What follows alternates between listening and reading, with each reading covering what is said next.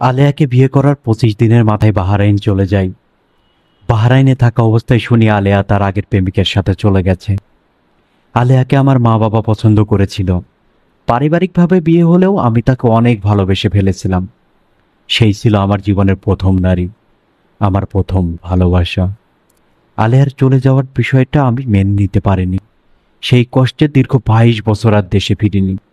পরবর্তীতে মেডিকেলে আনফিট হয়ে বাধ্য হয়ে দেশে ফিরতে হয়। দেশে ফিরে দেখি আমার দীর্ঘ প্রবাস জীবনের অর্জিত অর্থের সবকিছুই মা, বোন, ভাইয়েরা শেষ করে দিয়েছে। 4 মাস বাড়ি থাকার পর রাগে কষ্টে এক কাপড়ে বাড়ি থেকে বের হই।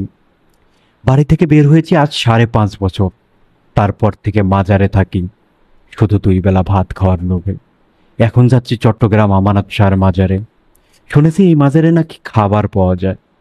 আজ 21 দিন হেঁটে হেঁটে চাঁদপুর হাজীগঞ্জ থেকে কুমিল্লা স্টেশনে এসেছি। যাব চট্টগ্রাম শাহ আমানতের মাজারে। জীবনের কাছে আমার কোনো চাওয়া নেই, শুধু 2 বেলা ভাত খেতে পারলেই সুখী। চোখ মুছতে মুছতে কথাগুলো বললেন কাশেম আলী।